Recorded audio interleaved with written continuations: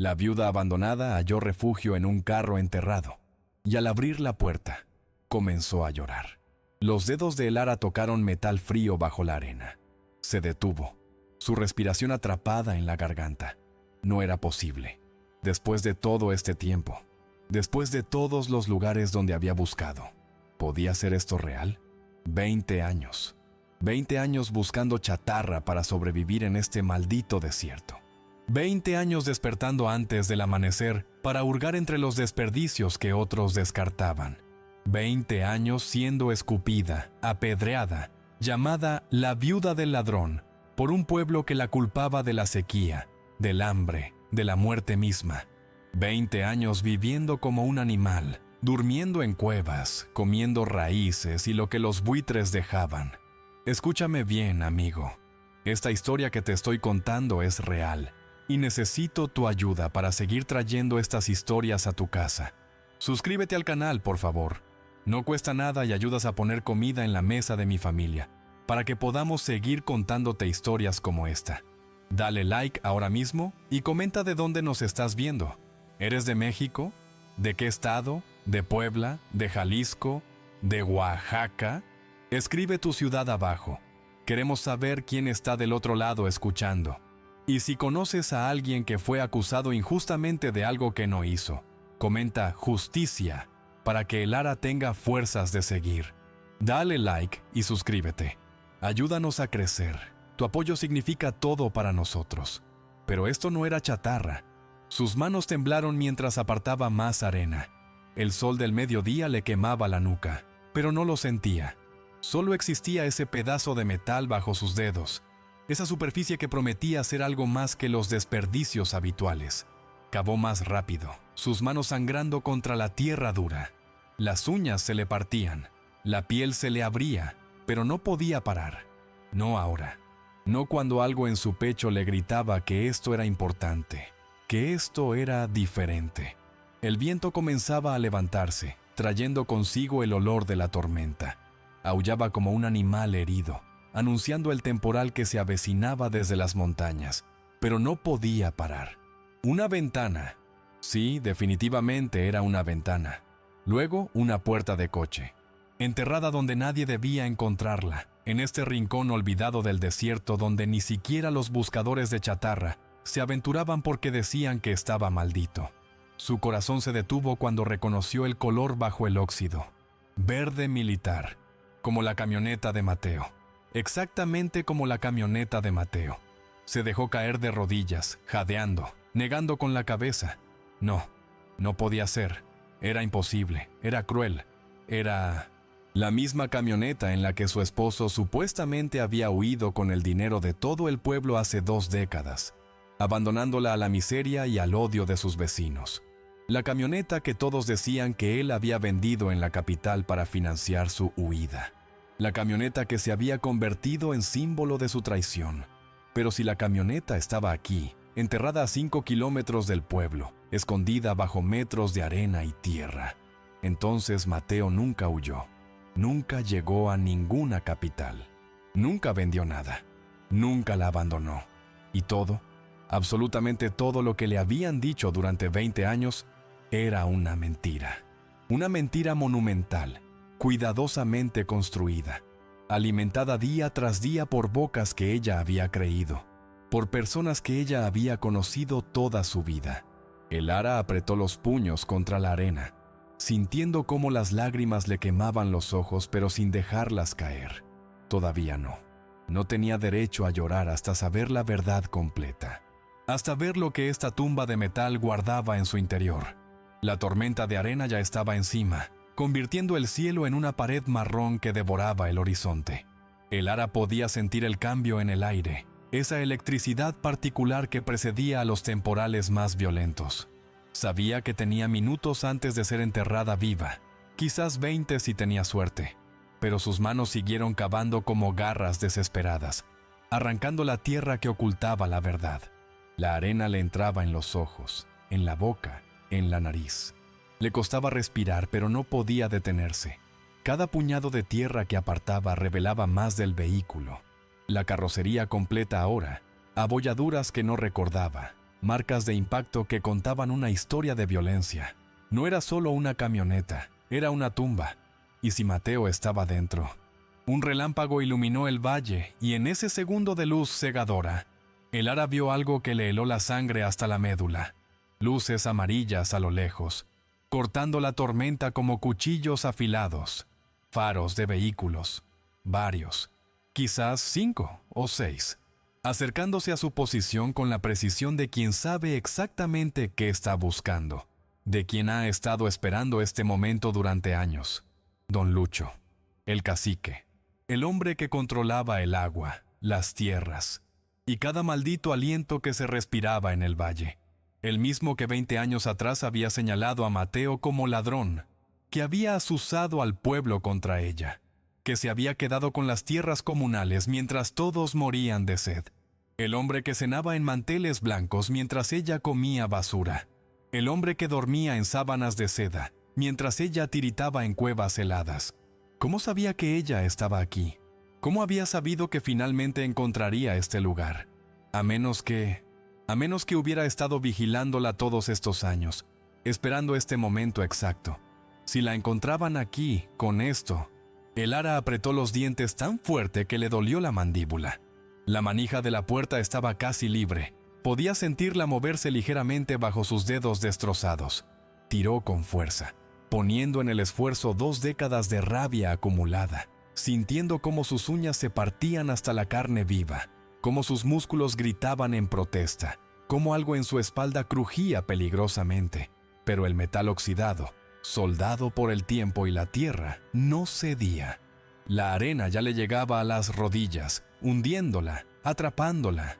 El viento le arrancaba pedazos de piel expuesta, convirtiéndola en un lienzo de heridas. El rugido de la tormenta era ensordecedor ahora, pero por encima de todo ese caos natural, podía escuchar algo más aterrador. Las luces estaban más cerca, mucho más cerca. Podía escuchar el rugido de los motores incluso sobre el aullido de la tormenta, voces gritando órdenes, el sonido metálico de armas siendo preparadas. Con un último grito de rabia que salió desde lo más profundo de su ser, apoyó el pie contra la carrocería oxidada y tiró con toda la fuerza que le quedaba. Algo crujió dentro del metal. El mecanismo cedió con un gemido de protesta. La puerta se abrió apenas unos centímetros, pero fue suficiente para que saliera un siseo de aire antiguo, un aliento de muerte que había estado encerrado 2 décadas esperando este momento. Olía a cuero viejo, a gasolina rancia que se había evaporado hace años, a óxido, a tiempo detenido y a tabaco, el tabaco que fumaba Mateo. Esa marca barata que le gustaba, ese olor que había impregnado su ropa, su cabello, todo lo que tocaba. Un olor que el Ara había creído olvidar, pero que ahora la golpeaba con la fuerza de un puñetazo directo al estómago. Las lágrimas le quemaron los ojos, pero no eran de tristeza, no todavía. Eran de furia, furia pura y concentrada contra el mundo entero que le había mentido, que le había robado 20 años de su vida, que había convertido a su esposo en un monstruo cuando seguramente, probablemente. No más dudas. Mateo estaba muerto. Aquí, asesinado, ejecutado como un animal y enterrado como basura. Y ella estaba a punto de descubrir por qué. Estaba a punto de desenterrar no solo un cadáver, sino toda la podredumbre que se había construido sobre su muerte. Los faros de los vehículos barrían la zona, buscándola con metodicidad militar. El Ara se deslizó dentro del coche por la abertura estrecha, raspándose la espalda contra el metal dentado, sintiendo cómo la piel se abría, cómo la sangre caliente comenzaba a correr por su columna vertebral. El dolor era agudo, real, pero bienvenido. Le recordaba que estaba viva, que todavía podía sentir. El interior estaba negro como boca de lobo, pero sus manos, acostumbradas a trabajar en la oscuridad de las cuevas, tocaron algo que la hizo jadear tan fuerte que casi se ahoga con su propio aliento. Tela, cuero rígido, una chaqueta, la chaqueta de Mateo, la que le había regalado en su aniversario, comprada con meses de ahorros. Y dentro de la chaqueta, huesos, huesos humanos, huesos de su esposo. No gritó, El grito se ahogó en su garganta, convertido en un gemido animal y sordo, que rasgó el aire viciado del interior del vehículo. Sus dedos temblaban violentamente mientras recorrían los restos, confirmando lo que su corazón ya sabía, pero su mente se negaba a aceptar. El cráneo, todavía con jirones de cabello oscuro adheridos, las costillas, algunas rotas, contando una historia de violencia. Los brazos extendidos hacia adelante en un gesto que había desafiado a la muerte misma, aferrando algo contra el pecho con una determinación que ni siquiera la descomposición había podido vencer. Mateo había muerto aquí, en esta tumba de metal, abrazando algo con tanta fuerza que ni la muerte había podido arrebatárselo, protegiéndolo, salvándolo para este momento exacto. Afuera, escuchó voces, hombres gritando órdenes con autoridad militar, el sonido de botas golpeando el suelo con precisión, acercándose, perros ladrando. Habían traído perros. El Ara cerró la puerta lo mejor que pudo desde dentro, sumergiéndose en la oscuridad absoluta del ataúd metálico. Su respiración era un trueno en sus oídos, tan fuerte que estaba segura de que podían escucharla desde afuera. El corazón le martillaba tan fuerte en el pecho, que dolía físicamente, como si quisiera escapar de su caja torácica. Con manos que ya no sentía, entumecidas por el miedo y la adrenalina, tocó lo que Mateo había protegido hasta su último aliento. Una caja de metal, pesada, sellada con candado, pero el candado estaba roto, forzado desde dentro, como si Mateo hubiera querido asegurarse de que quien lo encontrara pudiera abrirla. Y de repente, todo tuvo sentido con una claridad brutal y aterradora. Mateo no había huido con el dinero.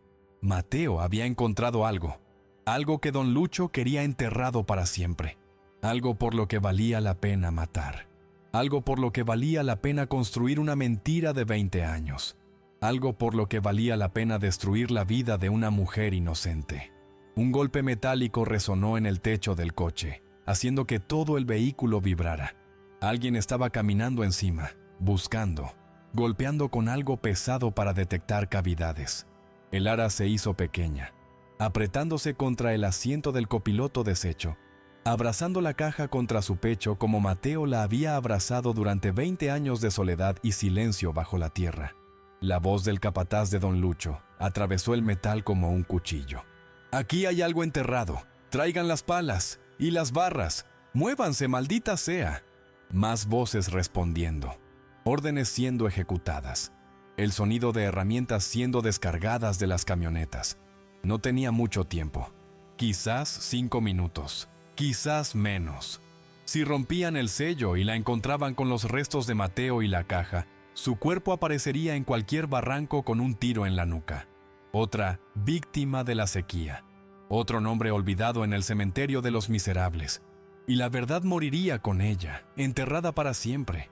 Sus dedos buscaron a tientas el cierre de la caja en la oscuridad. Estaba oxidado, áspero bajo sus dedos, pero después de 20 años resistiendo la humedad y el tiempo, cedió con un clic suave bajo su presión desesperada. El sonido fue como una bendición en medio del infierno. Dentro había papeles, muchos papeles. Podía sentir el grosor del fajo, la textura del papel oficial, y algo más pequeño, envuelto en tela encerada, protegido como un tesoro. El Ara sacó su mechero, el único lujo que se permitía, comprado con monedas encontradas en la basura, y lo encendió con manos temblorosas. La llama diminuta iluminó el interior del coche con un resplandor anaranjado y enfermizo, que convirtió las sombras en fantasmas danzantes y el esqueleto de Mateo en algo sacado de una pesadilla. Lo primero que vio fue la carta, escrita con la letra apurada de Mateo, esa caligrafía que conocía tan bien que podía reconocerla en la oscuridad, manchada de barro seco que podría ser tierra o podría ser sangre, probablemente ambas cosas.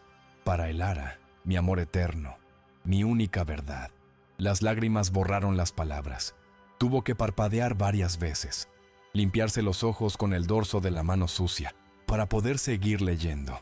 Cada palabra era un puñal en su corazón, pero necesitaba leerlas todas.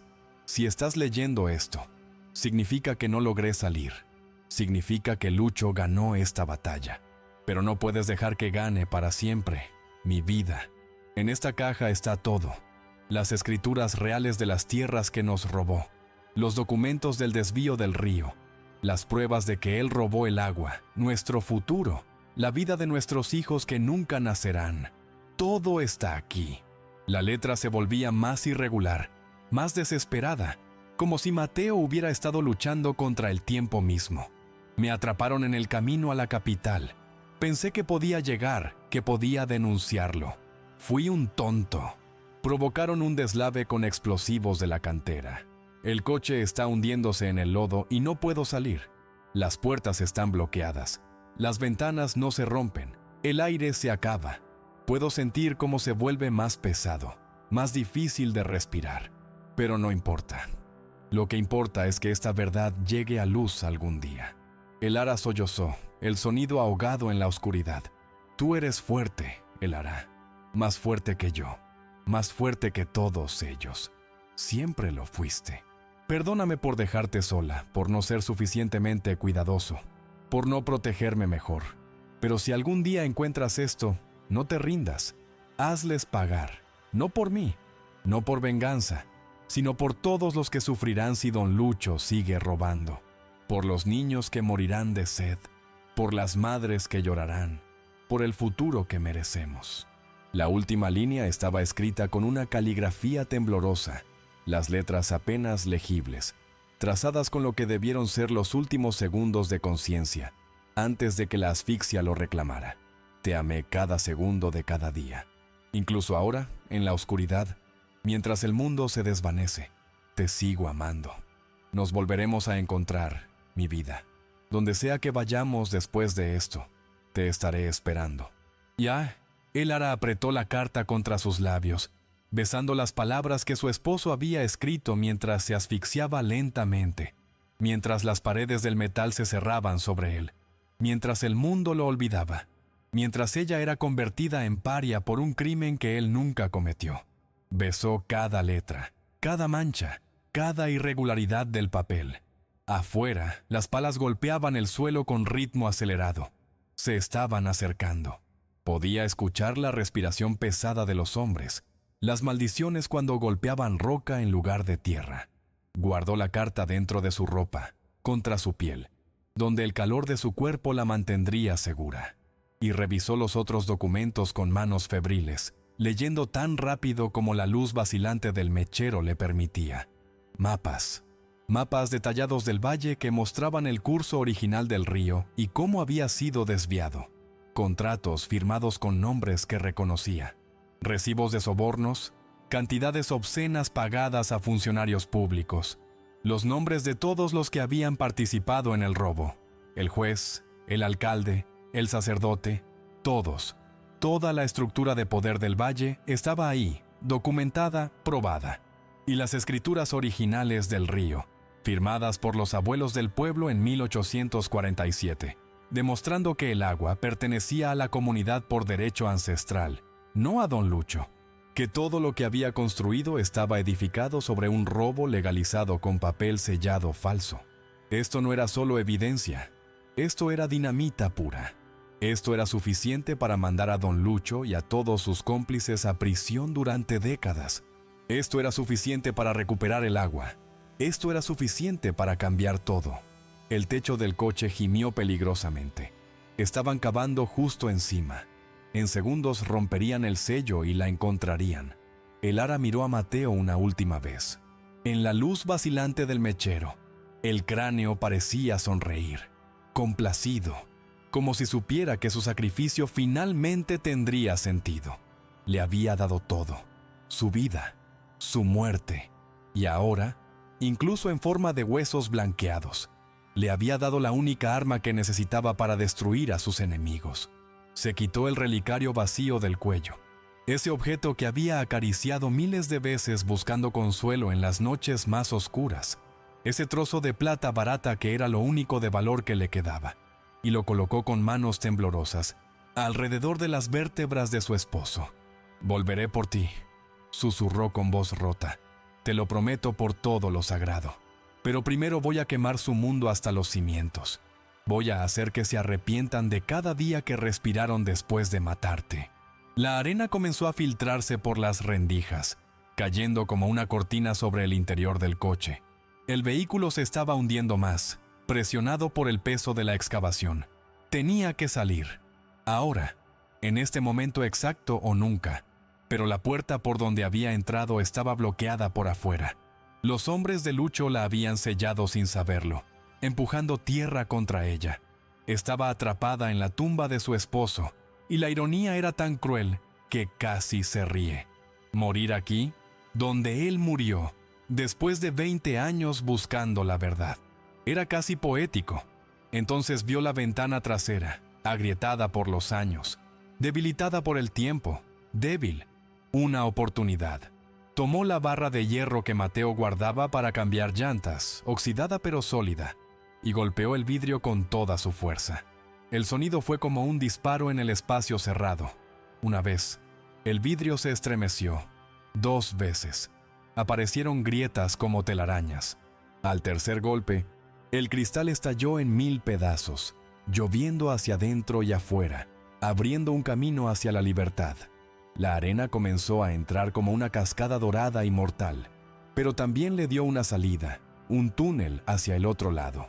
Se arrastró por la abertura, cortándose los brazos y las piernas con los fragmentos de vidrio que quedaban adheridos al marco, sintiendo cómo la piel se abría en docenas de cortes pequeños, pero profundos, sintiendo cómo la sangre caliente se mezclaba con el sudor frío del miedo, sintiendo cómo la arena le llenaba la boca y los ojos, cegándola, ahogándola.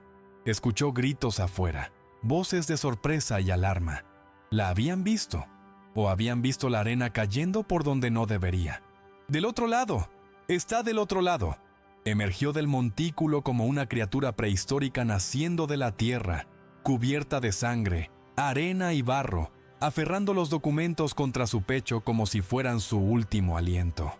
Los hombres estaban del otro lado del coche, cavando desesperadamente en la dirección equivocada. Tuvo 3 segundos de ventaja, quizás 4. Los usó. Corrió. No hacia las rocas cercanas donde hubiera sido lógico esconderse, no hacia el camino que llevaba al pueblo. Corrió hacia el corazón del desierto, hacia la zona donde nadie se atrevía a ir, donde las historias hablaban de arenas movedizas y espíritus vengativos. Corrió hacia el único lugar donde podía desaparecer. La tormenta era su aliada ahora, azotando el valle con una furia que parecía personal, cegando a sus perseguidores, borrando sus huellas tan rápido como las dejaba. Corrió hasta que los pulmones le ardieron como carbón encendido, hasta que las piernas le temblaron amenazando con ceder, hasta que el sabor de la sangre en su boca fue más fuerte que el sabor de la arena. Detrás escuchó el rugir de los motores cobrando vida, las voces furiosas de los hombres maldiciendo su propia estupidez, y por encima de todo, el aullido de Don Lucho, ese sonido que sonaba menos humano y más animal, gutural, puro odio destilado. ¡Encuéntrenla! ¡No puede llegar al pueblo! ¡Mátenla! Me da igual cómo. Quiero su cabeza. Pero el ara ya no era la viuda rota que lloraba en la oscuridad de las cuevas. Ya no era la mujer que pedía limosna en las puertas que se cerraban en su cara. Ya no era la víctima que aceptaba golpes y escupitajos sin defenderse. Era algo nuevo, algo peligroso, algo que había nacido en ese coche enterrado, alimentado por 20 años de dolor y forjado en el fuego de una verdad que no podía ser silenciada. Era la portadora de una verdad que llevaba 20 años enterrada, esperando este momento exacto para explotar como una bomba en el corazón del valle. Y no había poder en la tierra, ni los hombres de Don Lucho, ni sus armas, ni su dinero, que pudiera detenerla ahora. La cueva donde se refugió estaba a 3 kilómetros del lugar donde había dejado el coche de Mateo. 3 kilómetros corriendo en medio de una tormenta de arena que despellejaba la piel y cegaba los ojos, que arrancaba pedazos de carne expuesta y dejaba marcas que tardarían semanas en sanar. 3 kilómetros con los faros de las camionetas de Don Lucho barriendo el desierto como reflectores de una prisión, buscándola con la precisión de cazadores profesionales. Pero llegó, porque conocía cada roca, Cada barranco, cada recoveco de este desierto maldito que había sido su hogar durante 2 décadas, se derrumbó contra la pared de roca, jadeando, sintiendo cómo el corazón le golpeaba las costillas, amenazando con escapar, tosiendo arena mezclada con sangre que le bajaba por la garganta. Los documentos seguían pegados a su pecho, protegidos por capas de tela raída y su propia determinación sobrehumana. Estaban a salvo, arrugados, manchados con su sangre, pero a salvo, por ahora. Afuera, la tormenta seguía su furia. Los motores de los vehículos sonaban lejanos ahora, desorientados, yendo en círculos. La habían perdido en la vastedad del desierto. Don Lucho estaría furioso, gritándole a sus hombres, amenazándolos, pero el desierto no obedecía órdenes de caciques. El desierto solo respondía a quien conocía sus secretos, sus humores, sus caprichos. Y el Ara había aprendido cada uno de esos secretos durante 20 años de exilio. Había pagado el precio con cicatrices, con dolor, con noches de terror. Pero ahora ese conocimiento era su armadura. Encendió el mechero de nuevo, cuidando la llama para que durara. No tenía mucho gas. 1 semana, quizás menos. A la luz temblorosa y anaranjada, desplegó los documentos sobre el suelo de piedra de la cueva y comenzó a leer con más atención, entendiendo finalmente la magnitud de lo que Mateo había descubierto. Cada palabra era un puñal en el corazón del pueblo que la había traicionado. Cada número una acusación, cada firma una prueba de culpabilidad. El desvío del río no había sido un proyecto legal aprobado por las autoridades correspondientes.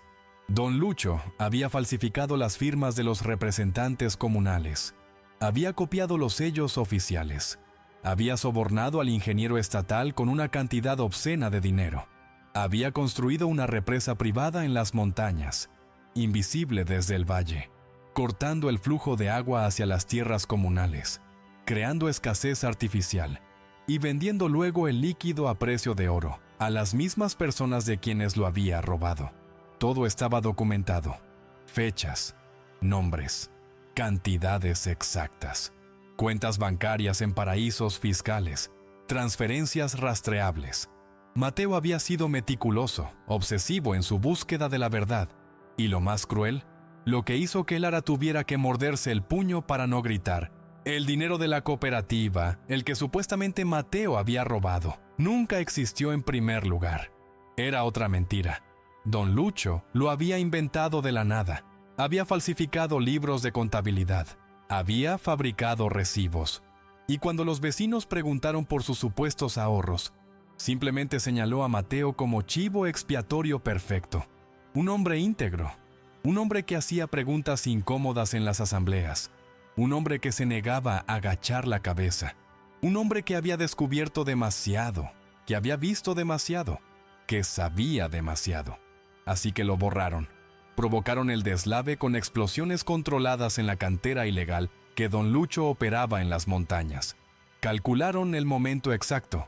Enterraron el coche bajo toneladas de lodo.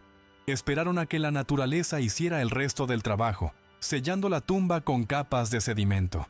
Y cuando Mateo no regresó después de 3 días, regaron el rumor de que había huido con el dinero. Simple, efectivo, económico, monstruoso. 25 personas sabían la verdad. 25 personas que habían firmado su silencio con participación en el robo. El alcalde había recibido un terreno, el juez, una casa nueva, el sacerdote, la reparación de su iglesia, el médico, equipo moderno. Todos tenían precio. Todos habían vendido su alma y la vida de Mateo por conveniencia.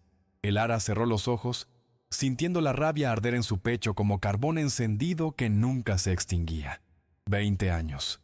20 años comiendo basura mientras Don Lucho cenaba en manteles blancos importados. 20 años siendo escupida mientras él era reverenciado como benefactor. 20 años de luto por un hombre al que convirtieron en villano cuando era un héroe. 20 años de soledad absoluta mientras ellos celebraban bautizos y bodas y cumpleaños. La injusticia era tan grande, tan inmensa, tan abarcadora que no cabía en su cuerpo. Necesitaba salir, explotar, destruir todo lo que ellos habían construido sobre los huesos de su esposo. Pero primero necesitaba sobrevivir a la noche, y luego a la siguiente, y a la siguiente. La tormenta no amainaba. Si algo, se intensificaba con el pasar de las horas, como si el desierto supiera que algo importante estaba por suceder y quisiera ser testigo.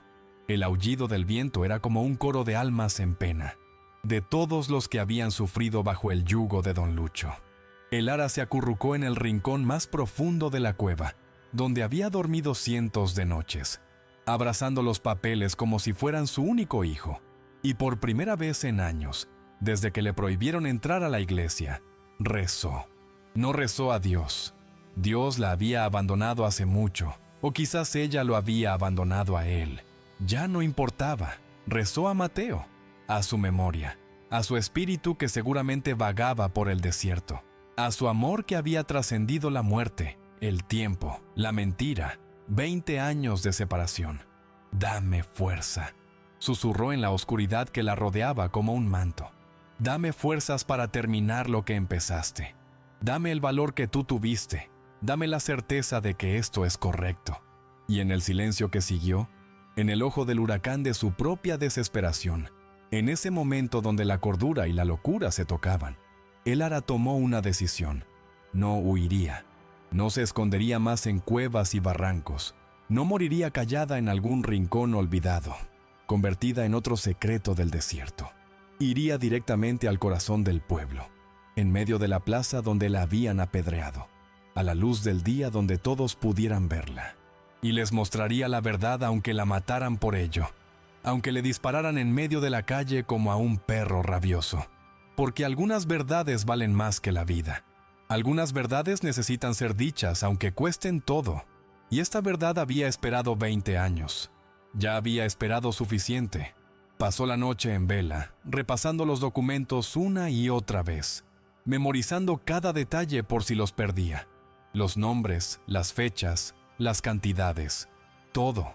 Cuando amaneció, sabía más sobre el crimen de don Lucho que él mismo. El amanecer llegó con un silencio antinatural, opresivo.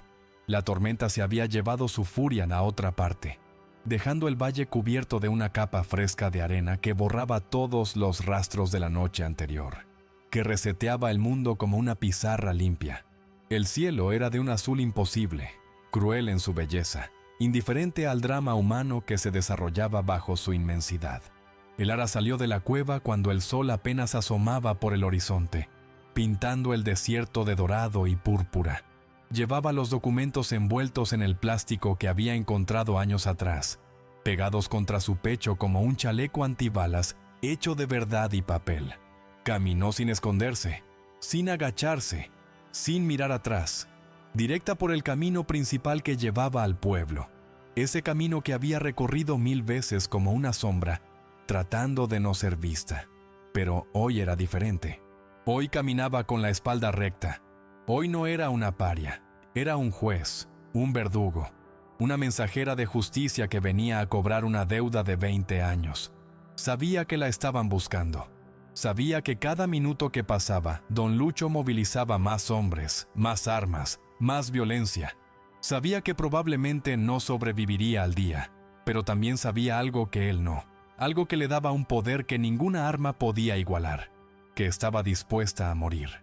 Y cuando no le tienes miedo a la muerte, cuando ya has muerto 1000 veces en vida, te vuelves invencible, no en el cuerpo, que es frágil y mortal, pero en el espíritu, donde reside el verdadero poder. La primera que la vio fue doña Carmen, la tendera que durante años le había negado hasta un vaso de agua, que había cerrado la puerta en su cara cuando estaba a punto de colapsar por deshidratación.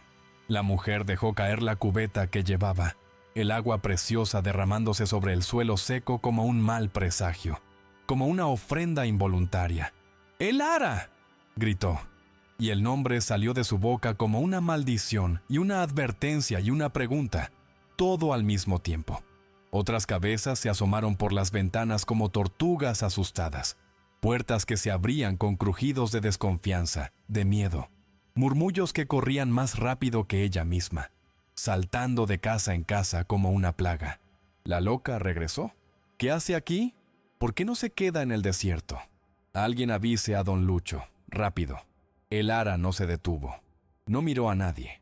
Caminó directo hacia la plaza, sus pies descalzos dejando huellas de sangre en el polvo, porque las heridas de la noche anterior aún sangraban, porque el vidrio del coche había cortado profundo.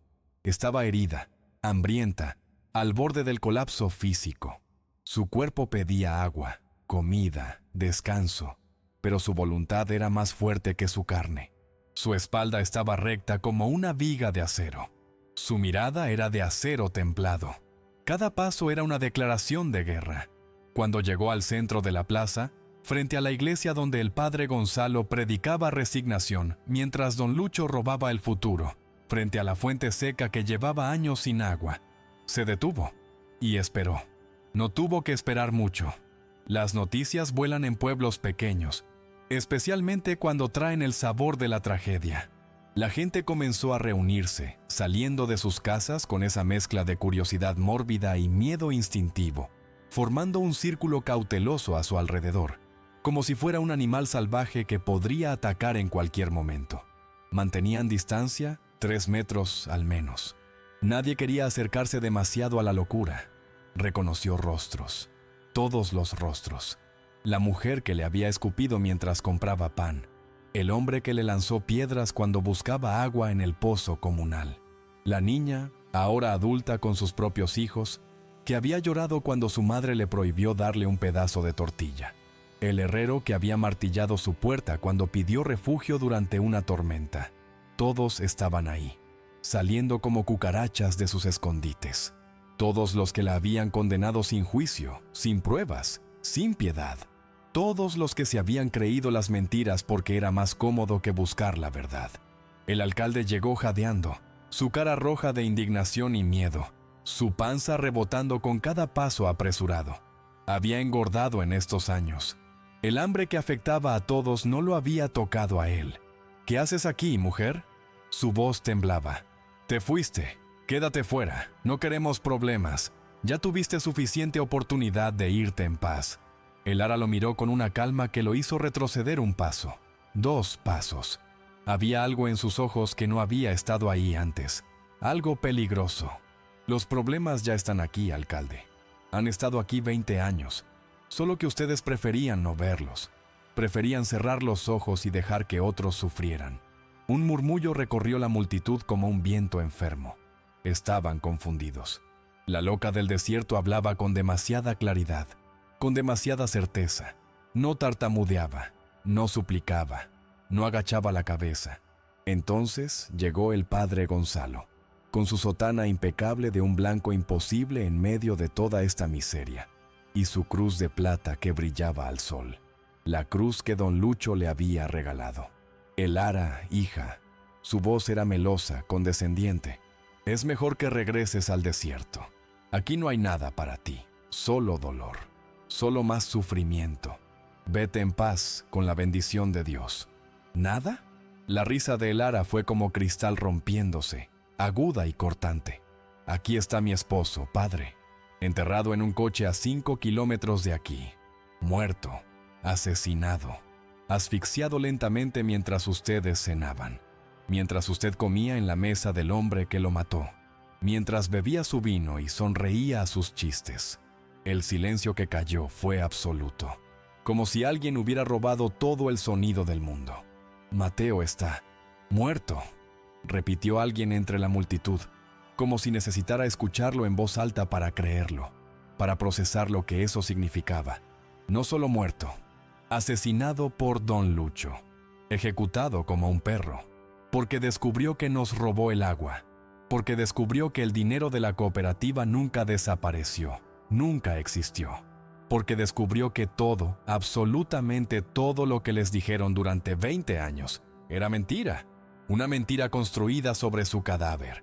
¡Eso es locura!, gritó el alcalde, pero su voz sonaba hueca, desesperada. Esta mujer está delirando, el desierto la ha vuelto loca. ¡No la escuchen!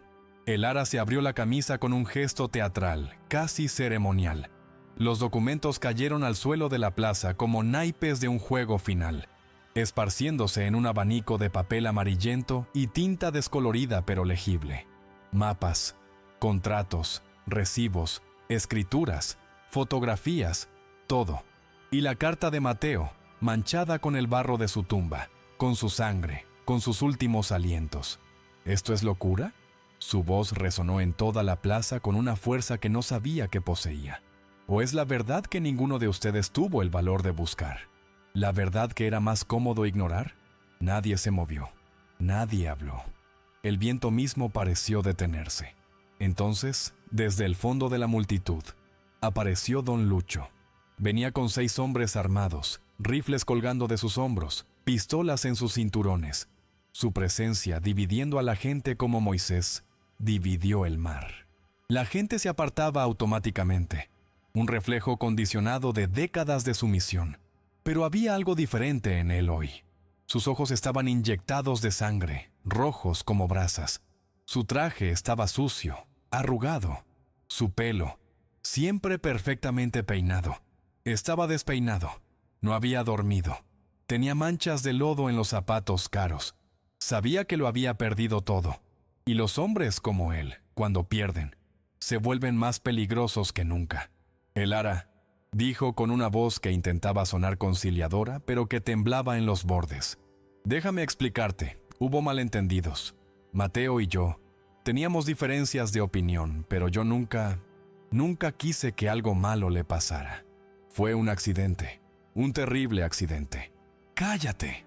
La palabra salió de El Ara con tanta fuerza, con tanta autoridad, que don Lucho efectivamente se calló. Por primera vez en su vida, alguien le había ordenado callar y había obedecido. Ya no necesito tus explicaciones. Ya no necesito nada de ti, nada de tu dinero sucio, nada de tus mentiras dulces. Solo necesito que esta gente escuche la verdad que enterraste con mi esposo, la verdad que casi me mata. Pero la verdad no muere, Lucho. Puede ser enterrada, puede ser silenciada, pero nunca muere. Se agachó, tomó la carta de Mateo con manos que apenas temblaban y comenzó a leer en voz alta, despacio. Cada palabra pronunciada con claridad cristalina. Cada palabra era un martillo sobre el ataúd de la mentira. Cada frase desnudaba la realidad que habían estado viviendo, que habían estado ignorando.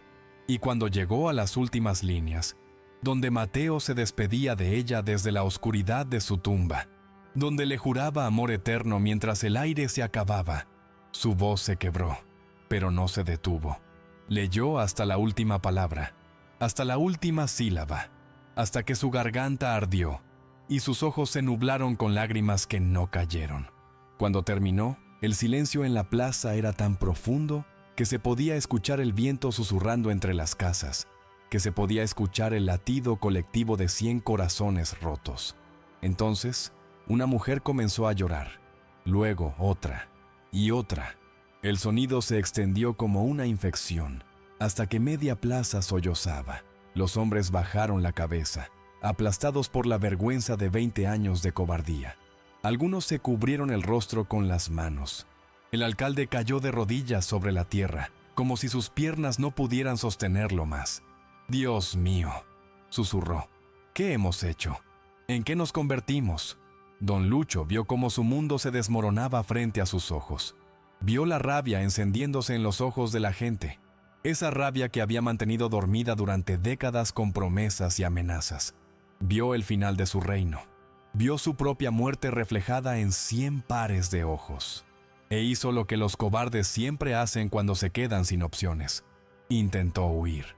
Se giró hacia su camioneta estacionada al borde de la plaza, pero la multitud ya se había despertado. Ya no eran ovejas. Eran lobos que habían recordado sus colmillos. Manos lo agarraron, cientos de manos. Voces que antes lo reverenciaban ahora lo maldecían con palabras que nunca habían osado pronunciar. Lo arrastraron hacia el centro de la plaza, hacia donde el Ara seguía de pie como un monolito de justicia. «Suéltenme, soy don Lucho. Yo les doy trabajo, yo les vendo el agua. Sin mí se morirán de hambre. Agua que nos robaste», dijo el Ara con una frialdad que congeló la sangre del cacique, que lo hizo ver su propio reflejo en un espejo de verdad. Agua que siempre fue nuestra.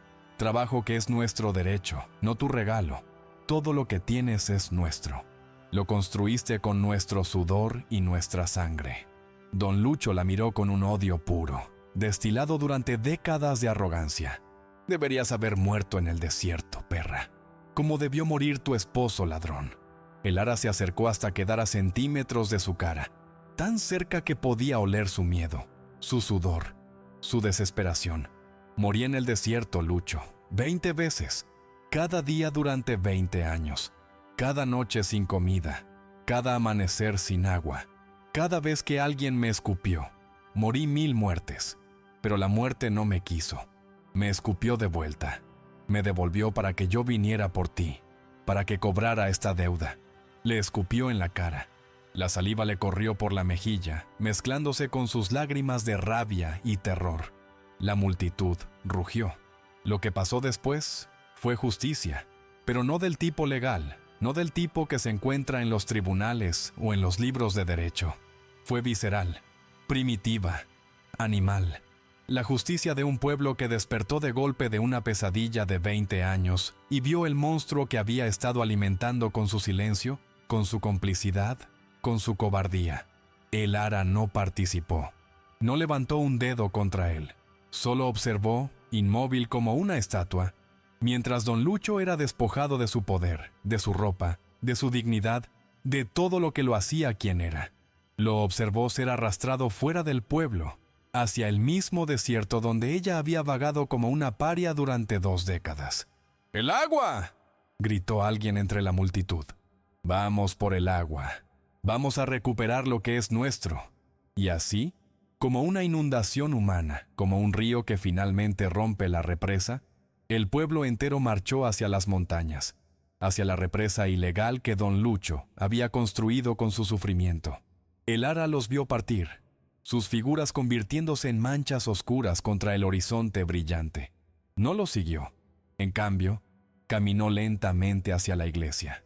Sus piernas apenas la sostenían, pero dio cada paso con determinación.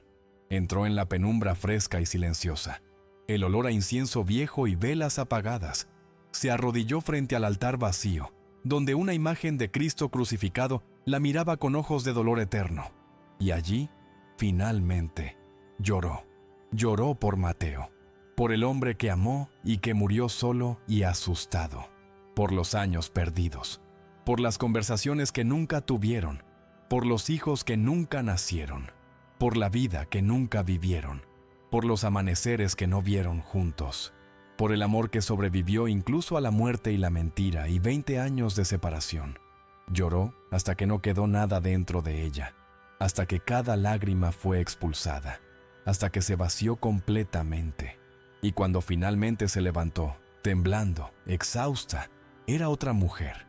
No la viuda rota, no la paria del desierto, sino algo nuevo, algo que había nacido del dolor pero se había forjado en la verdad.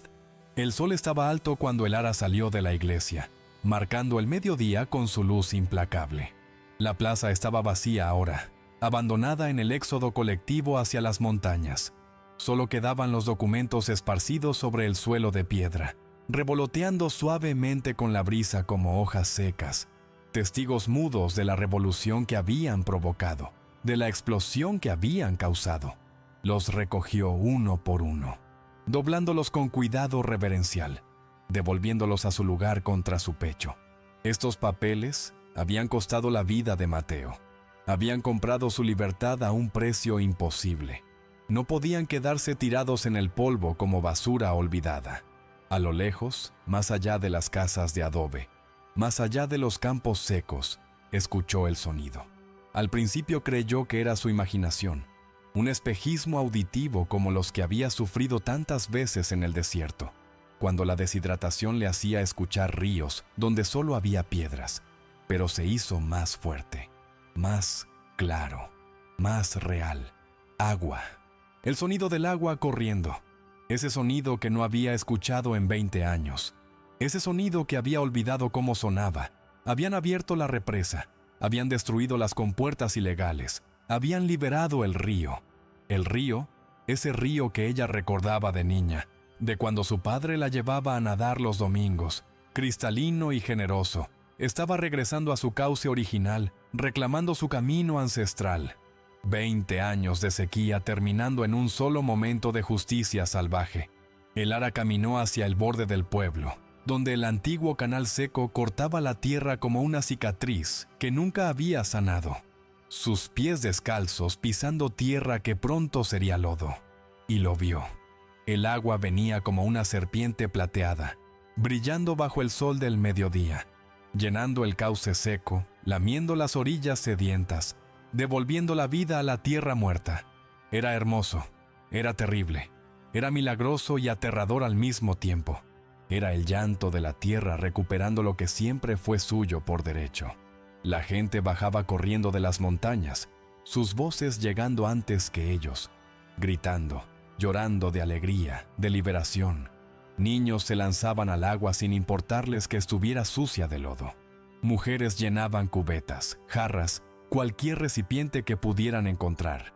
Hombres se abrazaban como si hubieran ganado una guerra. Y la habían ganado. Habían ganado la guerra más importante.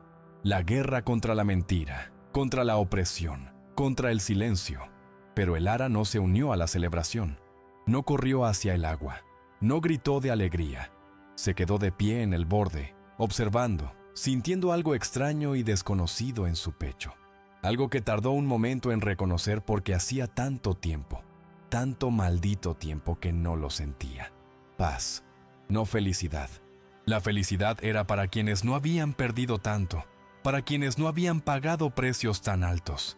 Pero paz, la paz de saber que había cumplido, que Mateo podía descansar, que su nombre había sido limpiado de la mancha que le pusieron, que la verdad, finalmente, había ganado su batalla contra la mentira.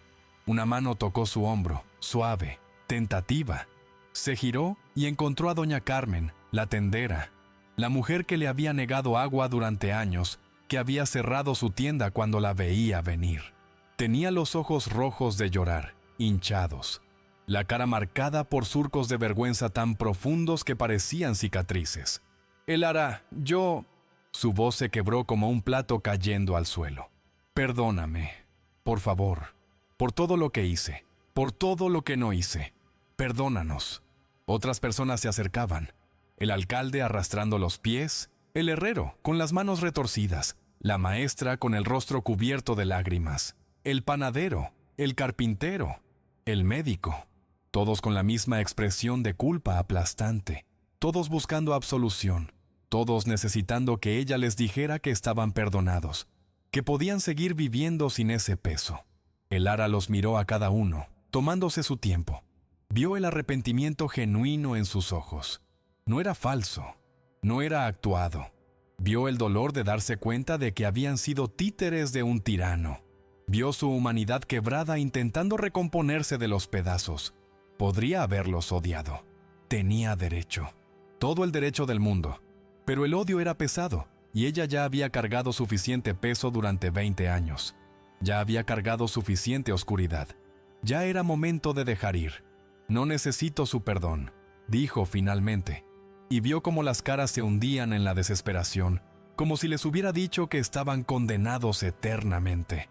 «Necesito que recuerden, que nunca olviden lo que pasó aquí, que le cuenten a sus hijos y a los hijos de sus hijos, que les digan que un hombre bueno murió porque se atrevió a decir la verdad, y que un pueblo entero lo llamó ladrón porque era más fácil que enfrentar a un cacique, porque era más cómodo que luchar». Hizo una pausa, mirando el agua correr, hipnotizada por su movimiento. «Que les digan que una mujer sola, sin nada más que la verdad en sus manos, derribó un imperio de mentiras, no por venganza, no por odio, sino porque algunas cosas no se pueden dejar morir en la oscuridad, porque algunas verdades necesitan la luz del día, cueste lo que cueste. Lo haremos», prometió el alcalde con voz temblorosa, con lágrimas corriendo por su rostro gordo. «Lo haremos. Te lo juramos. Tu nombre, el nombre de Mateo, serán recordados para siempre. Construiremos un monumento. Cambiaremos el nombre de la plaza. Haremos lo que sea necesario. No quiero monumentos», interrumpió el Ara, su voz firme. Los monumentos se olvidan con el tiempo. Se convierten en piedras donde los perros orinan. Quiero que cuando sus hijos beban agua, sepan de dónde vino. Quiero que cuando miren las estrellas, recuerden que la justicia existe, pero hay que luchar por ella. Quiero que recuerden que el silencio es complicidad. Eso es todo. Eso es lo único que pido. Se dio la vuelta para irse, pero doña Carmen la detuvo de nuevo, sujetándola del brazo con desesperación. ¿A dónde irás ahora? El ara miró hacia el horizonte, hacia el desierto que había sido su prisión durante 20 años, su castigo, pero también su maestro, su fortaleza, el lugar que la había roto y la había hecho más fuerte. A traer a Mateo a casa, a darle el descanso que se merece. No fue sola al desierto esa vez. 3 hombres del pueblo, los que alguna vez fueron amigos cercanos de Mateo, que habían jugado con él de niños, se ofrecieron a acompañarla sin que ella lo pidiera. Llevaron palas, cuerdas y una camioneta vieja pero fuerte. El viaje de regreso al lugar del deslave fue silencioso, cargado de una solemnidad religiosa, como una peregrinación sagrada. Cuando llegaron al lugar, el coche todavía estaba medio enterrado, pero la tormenta de la noche anterior había cambiado la topografía del lugar dramáticamente. Era más accesible ahora, como si el desierto finalmente hubiera decidido entregar su secreto completo, como si la tierra misma quisiera ayudar. Cavaron durante horas bajo el sol implacable que quemaba la piel y secaba la garganta. Nadie se quejó, nadie pidió descanso. Era un acto de penitencia, de redención. Estaban devolviendo la dignidad a un hombre que nunca debió perderla, que nunca debió estar aquí en primer lugar. Cuando finalmente liberaron el coche completamente, sacándolo de su tumba de tierra, el ara entró sola. Los hombres esperaron afuera, quitándose los sombreros, murmurando oraciones que no habían rezado en años. Envolvió los restos de Mateo en una manta limpia que había traído, la manta de su boda que había guardado todos estos años, murmurando palabras que solo él podía escuchar. Palabras de amor, de perdón, de promesas cumplidas. Le contó sobre la victoria, sobre el agua que volvía, sobre cómo su sacrificio no había sido en vano, cómo su muerte había significado algo. «Ya puedes descansar, mi amor», susurró, besando el cráneo frío, ese cráneo que una vez albergó los pensamientos del hombre que amaba. «Ya terminó, ya ganamos, ya puedes descansar en paz». Lo llevaron de vuelta al pueblo en la caja de la camioneta, cubierto con flores silvestres que crecían milagrosamente después de que el agua regresó, pequeñas explosiones de color en medio de la desolación. Era un funeral y una procesión triunfal al mismo tiempo, una paradoja que nadie sabía cómo nombrar. El pueblo entero salió a recibirlos, cientos de personas llenando las calles, silenciosas, respetuosas. Los niños dejaron de jugar, las mujeres dejaron de hablar. Los hombres se quitaron los sombreros. Enterraron a Mateo en el cementerio, en la tumba que debió haber tenido 20 años atrás, en el lugar que siempre debió ser suyo. El padre Gonzalo, con lágrimas corriendo por su rostro arrugado, dio la misa más honesta de su vida, pidiendo perdón a Dios y al muerto por su cobardía, por su silencio cómplice. Cuando bajaron el ataúd simple de madera al agujero en la tierra, el ara no lloró. Ya no tenía más lágrimas. Las había gastado todas. Solo tenía paz, una paz profunda que la llenaba hasta los huesos. Los días que siguieron fueron extraños, surrealistas. El pueblo intentaba reconstruirse, no solo físicamente con el agua regresando a los campos, sino moralmente, espiritualmente. Trataban de entender cómo habían caído tan bajo, cómo habían permitido que esto pasara. Don Lucho nunca fue encontrado.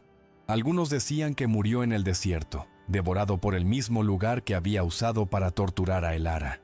Otros que huyó a la capital con lo poco que pudo salvar. Otros más susurraban que había cruzado la frontera, que estaba escondido en algún país sin extradición. A el ara no le importaba. El poder del cacique se había evaporado como el rocío al amanecer. Sin su red de complicidad, sin su control del agua, sin su dinero, no era más que un hombre viejo y asustado. Ya no era una amenaza. La gente la trataba con una mezcla de reverencia y miedo ahora. La llamaban la guardiana, cuando pensaban que no los escuchaba. La justiciera en voz baja. Algunos hasta le hacían pequeñas reverencias cuando pasaba. Intentaban darle cosas constantemente. Tierras, las mejores del valle. Dinero, recolectado entre todos. Animales. Todo lo que pudieran ofrecer para lavar su culpa colectiva, para comprar su perdón. Ella rechazó todo, una y otra vez. Solo aceptó una cosa: que reconstruyeran la vieja capilla abandonada que estaba en el camino hacia el desierto. El lugar donde Mateo solía ir a pensar, a fumar, a mirar el horizonte. El lugar que ella había visitado 1000 veces buscando su presencia. La convirtieron en un museo, un lugar de memoria, donde los documentos que probaban el crimen estaban exhibidos detrás de vidrio para que nadie pudiera olvidar, para que nadie pudiera decir «yo no sabía». Y en la entrada, con letras grandes talladas en piedra del valle, grabaron una placa simple que se leía desde lejos: a Mateo García, quien murió por la verdad cuando la mentira era más conveniente; a Elara García, quien vivió por ella cuando el silencio era más seguro. Que nunca olvidemos el precio de ambas. Los turistas empezaron a venir eventualmente. Gente de la capital, periodistas, investigadores, todos queriendo conocer la historia, entrevistar a la viuda que había derribado un cacique, tomar fotografías. Elara los evitaba. No quería ser un símbolo, no quería ser una heroína, solo quería paz. Una tarde, 3 meses después de todo, cuando el valle ya estaba verde de nuevo y los niños jugaban en las calles sin miedo al hambre, Elara estaba sentada junto a la tumba de Mateo, bajo la sombra de un árbol joven que había comenzado a crecer con el agua regresada.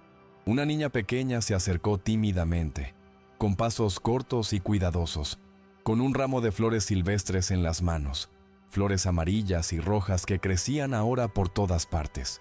«Señora Elara», dijo con voz suave, «mi abuela me dijo que le trajera esto, y que le dijera gracias por todo». Elara tomó las flores, mirando a la niña con atención. No podía tener más de 6 años, ojos grandes y curiosos, inocentes. No recordaría los días oscuros. Para ella, el agua siempre habría estado ahí. «¿Sabes quién está enterrado aquí?», preguntó Elara gentilmente. La niña asintió con seriedad impropia de su edad. «Un héroe, el hombre que salvó el agua, el hombre que no tuvo miedo de decir la verdad. Mi maestra nos cuenta su historia todos los días en la escuela. Dice que debemos ser como él, valientes». Algo se rompió y se sanó al mismo tiempo en el corazón cansado de Elara. Lágrimas. Pero estas eran diferentes. Eran lágrimas de algo parecido a la alegría. «Sí», dijo suavemente, acariciando el cabello de la niña. «Un héroe, pero también era solo un hombre. Un buen hombre que tuvo miedo, pero lo hizo de todas formas. Recuérdalo así. Recuerda que los héroes son humanos, que tú también puedes ser valiente». La niña asintió solemnemente y corrió de vuelta con su abuela, que esperaba a distancia respetuosa. Elara colocó las flores sobre la tumba, arreglándolas con cuidado, y se recostó sobre el pasto fresco y húmedo, mirando el cielo azul infinito a través de las ramas del árbol joven. Las nubes formaban figuras: un caballo, un río, un corazón. Por primera vez en 20 años, el futuro no le parecía una amenaza. No le parecía un enemigo. Le parecía posible. «Lo logramos, amor», susurró al viento que movía las hojas. «Finalmente ganamos. Tu muerte no fue en vano. Significó algo. Cambió todo». Y en la brisa que respondió, suave y cálida, envolviendo su cuerpo como un abrazo, casi pudo escuchar su risa. Esa risa que la había hecho enamorarse hace tanto tiempo. Esa risa que pensó que había olvidado, pero que estaba ahí, guardada en algún rincón de su memoria. El sol comenzaba a ponerse lentamente, pintando el valle de dorado, naranja y púrpura.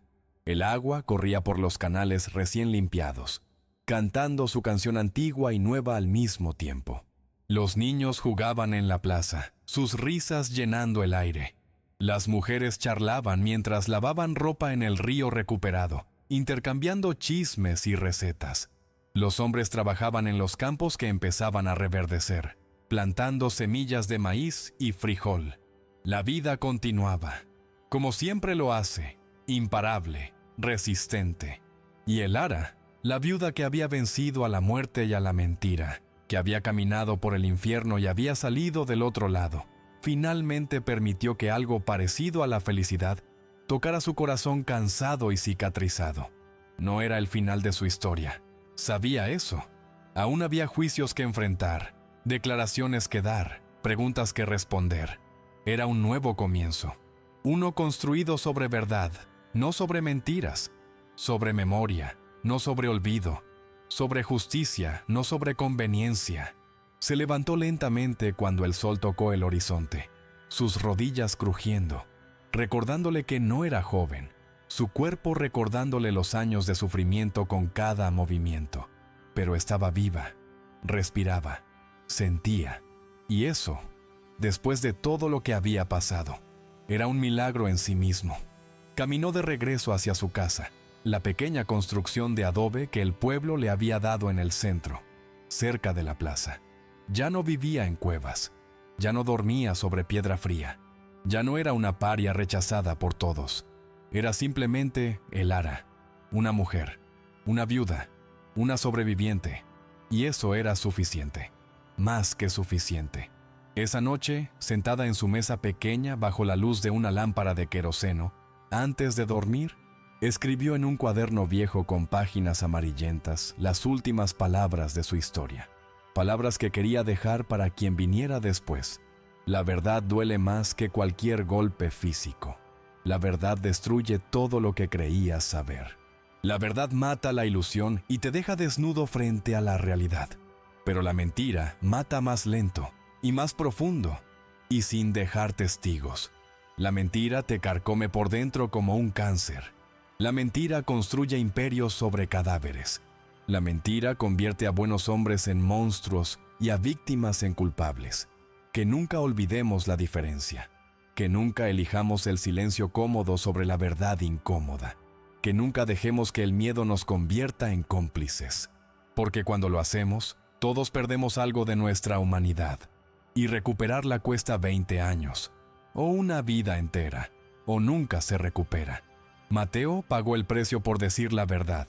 Yo pagué el precio por buscarla, pero ambos precios valieron la pena, porque al final somos lo que defendemos, y nosotros defendimos la verdad.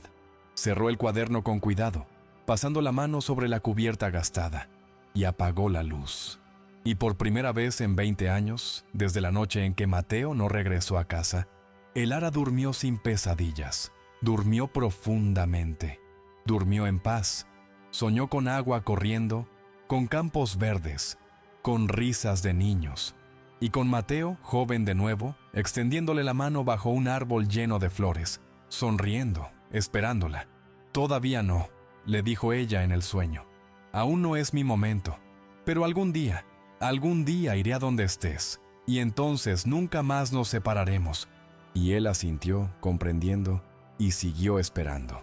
Porque el amor verdadero puede esperar décadas, puede esperar eternidades. El amor verdadero nunca muere, solo espera. Los meses se convirtieron en años. El pueblo prosperó como nunca antes con el agua regresada. Las cosechas fueron abundantes. Los niños crecieron sanos y fuertes. Las familias se reconstruyeron. La memoria del tiempo oscuro se convirtió en historia, luego en leyenda, pero nunca en olvido. Elara envejeció con dignidad. Su cabello se volvió completamente blanco. Su espalda se encorvó un poco más, pero sus ojos mantuvieron esa claridad, esa fuerza que había desarrollado en el desierto. Se convirtió en la guardiana no oficial de la memoria del pueblo. Los niños venían a visitarla, a escuchar sus historias. Les contaba sobre Mateo, pero también sobre la importancia de la verdad, del valor, de defender lo correcto incluso cuando es difícil. Y cada año, en el aniversario de la muerte de Mateo, el pueblo entero se reunía en su tumba. No era un evento triste, era una celebración de la vida, de la verdad, de la justicia. Una tarde de otoño, cuando Elara tenía más de 70 años, sintió que algo cambiaba en su cuerpo, un cansancio diferente, no de trabajo, sino de vida completada. Se acostó en su cama esa noche, mirando por la ventana las estrellas brillantes, y supo que era su momento. No tuvo miedo. Había enfrentado cosas peores que la muerte. Sus últimos pensamientos fueron de gratitud, por la vida que tuvo, por el amor que conoció, por la verdad que defendió, por la justicia que logró. La encontraron a la mañana siguiente, con una sonrisa en los labios, sus manos cruzadas sobre su pecho, en paz total. La enterraron junto a Mateo, bajo el árbol que ahora era grande y frondoso. Toda la región vino al funeral, miles de personas, porque su historia había viajado lejos, había inspirado a otros, había mostrado que una persona sola puede cambiar el mundo si tiene el valor suficiente. En su lápida grabaron palabras simples: Elara García Esposa, guerrera, guardiana de la verdad. Vivió por la justicia, murió en paz, reunida finalmente con su amor eterno. Y cuenta la leyenda que esa noche, después de que todos se fueron, quienes caminaban por el cementerio podían escuchar risas suaves. Dos voces, un hombre y una mujer, finalmente reunidos, finalmente en paz. El agua siguió corriendo, los niños siguieron jugando. La vida siguió su curso, pero nadie olvidó. Nunca olvidaron. Escucha bien lo que te voy a decir. Esta historia no es solo de Elara y Mateo, es de todos nosotros. ¿Cuántas veces hemos señalado a alguien sin conocer la verdad completa? ¿Cuántas veces hemos creído los rumores porque era más fácil que investigar, más cómodo que cuestionar? ¿Cuántas veces hemos dejado que los poderosos nos digan qué pensar, qué creer, a quién odiar?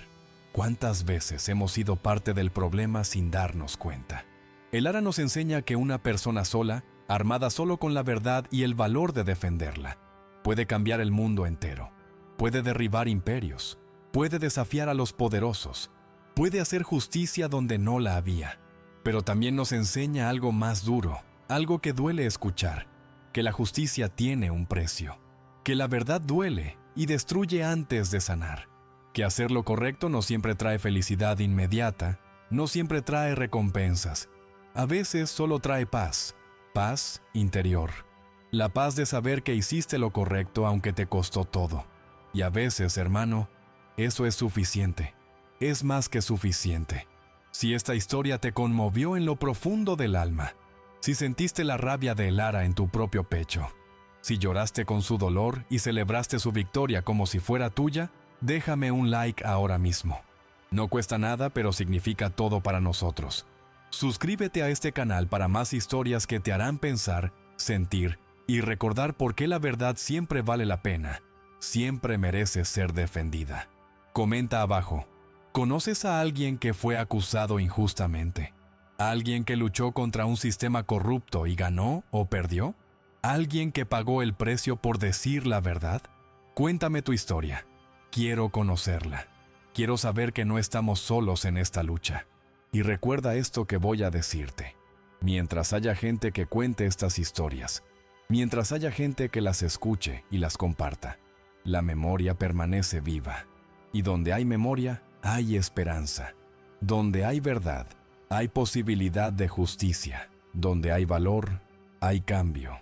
No importa cuán oscura esté la noche, no importa cuán poderoso parezca el enemigo, no importa cuánto tiempo tome, la verdad siempre encuentra un camino hacia la luz. Siempre. Hasta la próxima historia, mi amigo. Hasta la próxima verdad que necesita ser contada. Que nunca olvides, que nunca te rindas, que nunca dejes de luchar por lo correcto, porque al final somos lo que defendemos, y la verdad merece ser defendida, siempre.